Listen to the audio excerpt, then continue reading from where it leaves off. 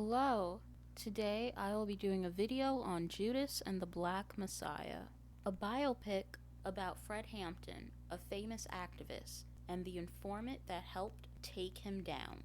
This movie is mostly about the informant that was blackmailed by the FBI in order to help destroy Fred Hampton and his movement for racial equality. The Fred character himself takes a back seat for the most part.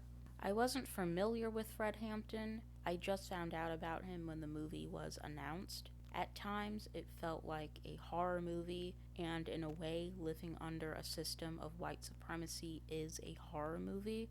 My main issue with this is that I couldn't understand Daniel, who plays Fred, whenever he spoke, and at times I had to turn on subtitles. Truth be told, I didn't enjoy the movie that much. But I was glad to see some white supremacists die. Black people were able to pop some of them before going out themselves, so that was nice to see. Black people didn't take ass whoopings with dignity, which is what I really hate watching. Some of the activists were dumb to believe the informant when they started to suspect he was FBI.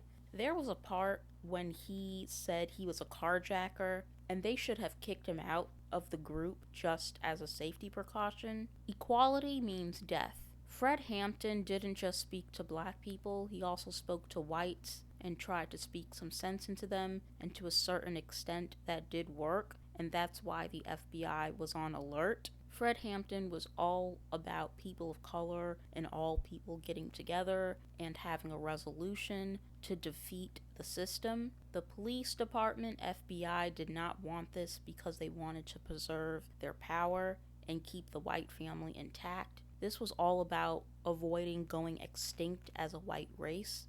And this is why black people should not look to a leader. Thankfully, we are getting hip to anti-leadership because in the 60s and 70s we had these leaders and it was easy for them to get executed because they were isolated. As soon as Fred was sent to prison, they talked about how when he was gone, the party slowly started to fall apart. And it shouldn't take one person to ignite change. That's why whites are so powerful. There is no leadership. You can't just target one. You have to target all of them to defeat white supremacy.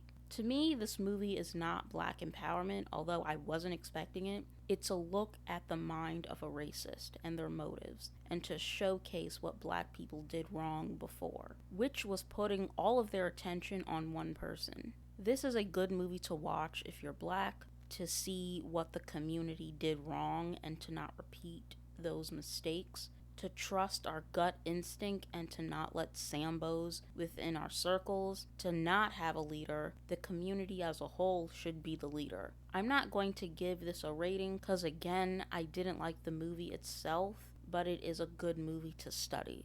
But despite not liking the movie as a whole, I did really like the opening and the opening credits. That actually made me think that I was going to like this more than I anticipated.